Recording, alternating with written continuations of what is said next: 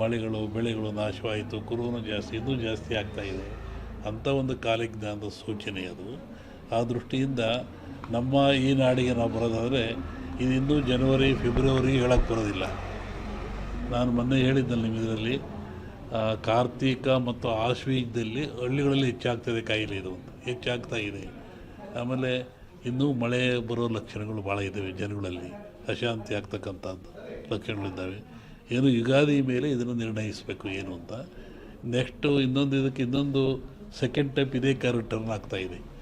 Turn ಅಂದರೆ ಕಾಯಿಲೆ ವಾಯು ಬಗ್ಗೆ ಬರುವಂಥದ್ದು. ಈ ಕೊರೋನಾ ವಾಯುವಿಂದ ಬರೋದಲ್ಲ, ವಾಯು ಮಾಧ್ಯಮ ಅಲ್ಲ ಇದಕ್ಕೆ. ಕೊರೋನಾ ತೂಕವಾಗಿರುತ್ತಿದ್ದು, ತೂಕವಾಗಿರೋದ್ರಿಂದ ಕೆಮ್ಮಿದರೆ, ಕೆಕ್ಕಿಸಿದರೆ, ಉಗಿದ್ರೆ ಕಫ ಬಂದು ಆ ಕಫ ನಮ್ಮಲ್ಲಿ ಬರ್ತದೆ, ವೈರಸ್ಸು ಅಂತ. ಈಗ ನೆಕ್ಸ್ಟ್ ಇದು ಇನ್ನೊಂದು ಸ್ಟೆಪ್ ಏನೋ ವಾಯು ಗಾಳಿಯಿಂದ ಬರುವಂಥದ್ದು. ಅದು ಬಂದು ಮಾನಸಿಕ ವಾಸ್ತೆ ತರುವಂಥ ಕಾಯಿಲೆ ಇದೆ. ಅದ್ರ ಬಗ್ಗೆ ಇನ್ನೂ ಒಂದು 2-3 ತಿಂಗಳು ಕಳೀಬೇಕು ಅದರಲ್ಲಿ. ಅದು ಒಟ್ಟು ಮನುಷ್ಯ ಎಚ್ಚರವಾಗಿದ್ದು ಆರೋಗ್ಯ ಕಾಪಾಡ್ಕೊಂಡು ಸ್ವಚ್ಛತೆಯನ್ನು ಕಾಪಾಡ್ಕೋಬೇಕು ಮನುಷ್ಯ. ನೈರ್ಮಲ್ಯವನ್ನು ಕಾಪಾಡ್ಕೋಬೇಕು, ಅದು ಭಾಳ ಮುಖ್ಯವಾದ್ದು. ನಾವೇನು ಹೇಳೋಕ್ಕೋ ಅದ್ರ ಬಗ್ಗೆ ಅದು ಹಾಗೇನಿಲ್ಲ. ಮೊನ್ನೆ ಗ್ರಹಣಗಳು ಎಲ್ಲ ಬಂತಲ್ಲ, ಇದು ಭಾರತ ಕಂಡ ಜಗತ್ತಿನಾದ್ಯಂತ ಇದರ ಭವಿಷ್ಯ ಅಂದರೆ ರಾಜಕೀಯ ವಿಪ್ಲವ ಅಂತದೆ. ಅಮೇರಿಕಾದಲ್ಲಾಯಿತು, ಮತ್ತು ಎಲ್ಲ ಕಡೆ ಅಟ್ಲಾಗ್ತಾ ಇದೆ. ರಾಜಕೀಯ ವರ್ಗದ ಬಗ್ಗೆ ವಿಪ್ಲವ ಅಂತ ಹೇಳ್ತಾರೆ.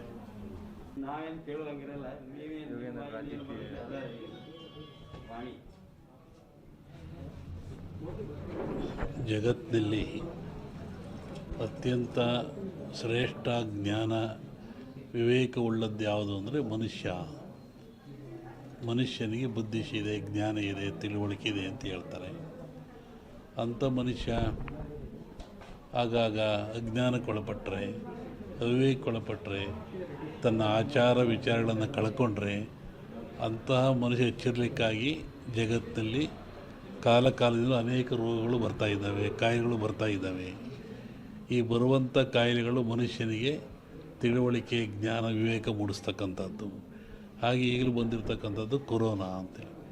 ಈ ಕೊರೋನಾ ಎನ್ನತಕ್ಕಂಥ ಕಾಯಿಲೆ ಇದೇನು ಹೊಸತೇನಲ್ಲ, ಇದು ಹಳೆಯ ಕಾಯಿಲೆ. ಹಿಂದಿನ ಕಾಲದಿಂದಲೂ ಜನರಲ್ಲಿ ಗಂಟ್ಲು ಬೇನೆ, ಗಂಟಲು ರೋಗ ಅಂತ ಕರಿತಾಯಿದ್ರು. ಅದು ಬಂದದ್ದು 2 ದಿನಕ್ಕೆ ಸತ್ತೋಗ್ತಾಯಿದ್ದು ಮನುಷ್ಯ. ಶ್ವಾಸಕೋಶಕ್ಕೆ, ಗಂಟ್ಲಿಗೆ ಬರುವಂಥ ಕಾಯಿಲೆ. ಇದು ಯಾತ್ರಿಂದ ಬರುತ್ತೆ ಅಂತ ನಾವು ಸ್ವಲ್ಪ ಯೋಚನೆ ಮಾಡಿದರೆ, ಸ್ವಚ್ಛತೆಯನ್ನು ಮನುಷ್ಯ ಕಳ್ಕೊಳ್ತಾ ಇದ್ದಾನೆ. ಆರೋಗ್ಯ ಅಂದರೆ ಸ್ವಚ್ಛತೆ ಅಂತ.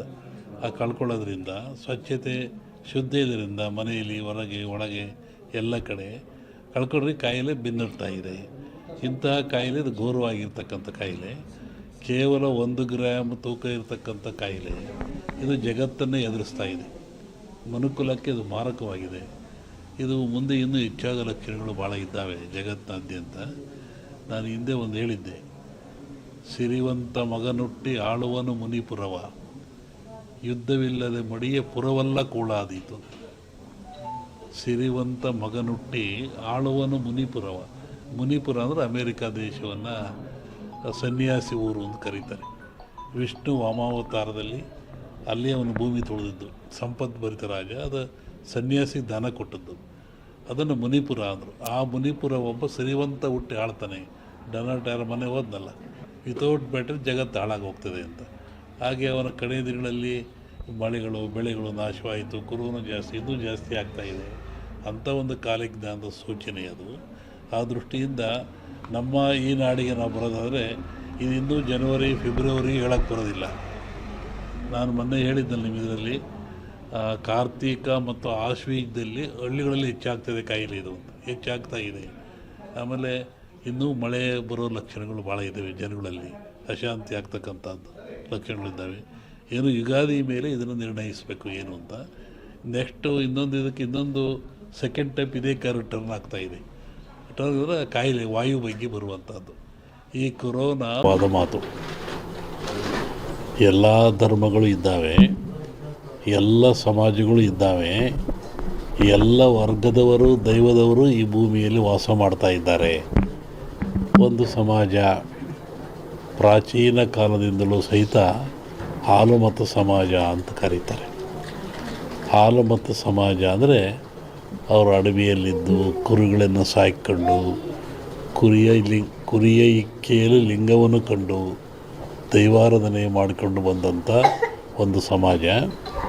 ಪ್ರಕೃತಿಯ ಮೇಲೆ, ಗಾಳಿಯ ಮೇಲೆ, ಭೂಮಿಯ ಮೇಲೆ ಅವರು ಅಡವಿಯಲ್ಲಿದ್ದ ಕಂಡದ್ದು, ತಿಳಿದದ್ದು, ನೋಡಿದ್ದು, ಅನುಭವಿಸಿದ್ದನ್ನು ಹೇಳ್ತಾ ಬಂದಿದ್ದಾರೆ. ಅದು ಕುರುವಿನ ರಟ್ಟು, ಕೆಲವು ಕಡೆ ಕುರುಬು ರಟ್ಟು ಅಂತಾರೆ. ಅದು ಕುರುಹಿನ ರಟ್ಟು, ಮುಂದೆ ಏನಾಗಿ ಕುರು ಅಂತ ರಟ್ಟು ಅಂತಕ್ಕಂಥದ್ದು. ಹಾಲು ಕೆಟ್ಟರು ಹಾಲು ಮತ್ತು ಸಮಾಜ ಕೆಡಲ್ಲ ಅಂತಾರೆ. ಹಕ್ಕ ಬುಕ್ಕರು ವಿಜಯ ಸಾಮ್ರಾಜ್ಯವನ್ನು ಕಟ್ಟಿದರು. ಇದು ಹೇಳೋ ಉದ್ದೇಶ ಏನು ಅಂತಂದರೆ, ಇವತ್ತು ಆಲಮತ ಸಮಾಜದವ್ರ ಕೈಲಿ ರಾಜ್ಯದ ಅಧಿಕಾರ ಇದೆ. ಬಿಡಿಸಿಕೊಳ್ಳೋದು ಅಷ್ಟು ಸುಲಭ ಅಲ್ಲ. ಅವರಾಗೇ ಬಿಡಬೇಕೆ ಹೊರತು ನೀವು ಬಿಡಿಸಿಕೊಳ್ಳೋದು ಸುಲಭವಲ್ಲ. ಮುಂದಿನ ವಿಚಾರವನ್ನು ಯುಗಾದಿ ಮೇಲೆ ಹೇಳ್ತೀವಿ. ಹಾಗಾಗಿ ಒಂದು ಭವಿಷ್ಯದ ಚಿಂತನೆ ಏನು ಅಂದರೆ, ನಮ್ಮಲ್ಲಿ ಎರಡು ಭಾಗ ಮಾಡ್ತಾರೆ. ಒಂದು ಸಂಕ್ರಾಂತಿಯ ಭವಿಷ್ಯ, ಇನ್ನೊಂದು ಯುಗಾದಿಯ ಭವಿಷ್ಯ. ಸಂಕ್ರಾಂತಿಯ ಭವಿಷ್ಯ ರಾಜರಿಗೆ, ಮಹಾರಾಜರುಗಳಿಗೆ, ದೊಡ್ಡ ದೊಡ್ಡ ವ್ಯಾಪಾರಸ್ಥರಿಗೆ ಮತ್ತು ಅನೇಕ ಘಟನೆಗಳು ಬರುವಂಥದ್ದು ಸಂಕ್ರಾಂತಿ ಪುರುಷನ ಮೇಲೆ ಹೇಳುವಂಥದ್ದು. ಇದು ಯುಗಾದಿ ಮೇಲೆ ಬರುವದ್ದು ಯಾವುದು ಅಂದರೆ ಚಂದ್ರಮಾನ ಯುಗಾದಿ. ಚಂದ್ರನನ್ನು ಆಧಾರವಾಗಿರಿಸಿಕೊಂಡು ಮಳೆ, ಬೆಳೆ, ನಾಡಿನ ಸುಭಿಕ್ಷತೆ, ಆಗುಹೋಗುಗಳು, ರಾಜರು, ಆಳ್ವಿಕೆಗಳು, ಅವಘಡಗಳು, ದುಃಖ ದುಮ್ಮಾನಗಳು, ಸಂತೋಷಗಳು, ಇದ್ರ ಮೇಲೆ ಹೇಳುವಂಥದ್ದು ಯುಗಾದಿಯ ಸಂವತ್ಸರ ಫಲ ಅಂತ. ಇನ್ನೂ ಒಂದು ತಿಂಗಳು ಲೇಟ್ ಇದೆ ಯುಗಾದಿ. ಅದರಿಂದ ಆ ಫಲಗಳ ಹೇಳೋದು ಸ್ವಲ್ಪ ಕಷ್ಟ. ಈಗ ನೀವು ಕೇಳುವಂಥದ್ದು ಏನು ಅಂತಂದರೆ, ಮಳೆ ಬೆಳೆಗಳು, ಆರೋಗ್ಯ ಮುಖ್ಯವಾಗಿ. ನಮ್ಮ ದೃಷ್ಟಿಯಲ್ಲಿ ಕರ್ನಾಟಕಕ್ಕೆ ಬರುವ ಸಂವತ್ಸರದಲ್ಲಿ ಯಾವುದೇ ವಿಧವಾದ ತೊಂದರೆ ತಾಪತ್ರಯಗಳಿಲ್ಲ. ಮಳೆ ಬೆಳೆಗಳು ಚೆನ್ನಾಗಿ ನಡೀತವೆ, ಸುಭಿಕ್ಷತೆ ಇರ್ತದೆ ಮತ್ತು ನಾಡಿನಲ್ಲಿ ಯಾವುದೇ ಕೊರತೆ ಕಾಣ್ತಾ ಇಲ್ಲ. ಯುಗಾದಿಯ ನಂತರ ಕರ್ನಾಟಕದ ಬಗ್ಗೆ ಮತ್ತು ಜಾಗತಿಕ ಬಗ್ಗೆ ಭಾಳ ಅಜಾಗರೂಕತೆ ಇದೆ, ತೊಂದರೆ ಇದೆ. ಹೋದ ವರ್ಷಕ್ಕಿಂತಲೂ ಹೆಚ್ಚಿನ ಭೀಕರತೆ ಕಾಡುವ ಲಕ್ಷಣ ಇದೆ. ಅದನ್ನು ಯುಗಾದಿ ನಂತರ ಹೇಳ್ತೀನಿ. ಇತ್ತೀಚಿನ ದಿನಗಳಲ್ಲಿ ಎಲ್ಲರೂ ನೋಡಿದಂಗೆ ಭೂಕಂಪಗಳು ಹೆಚ್ಚಾಗ್ತಾ ಇದ್ದಾವೆ. ಇದನ್ನು ಒದರಿಸುವೆ ಹೇಳಿದ್ವಿ ನಾವು. ಇದನ್ನು ಭೂಕಂಪಗಳು, ಭೂಮಿ ಅಗಲತಕ್ಕಂಥದ್ದು, ಜನರಿಗೆ ಸಾವು ನೋವು ಆಗ್ತಕ್ಕಂಥದ್ದು, ಕಟ್ಟಡಗಳು ಬೀಳ್ತಕ್ಕಂಥದ್ದು ಇದು ಮುಂದುವರಿದ ಜೊತೆಗೆ ಭೂ ಸುನಾಮಿ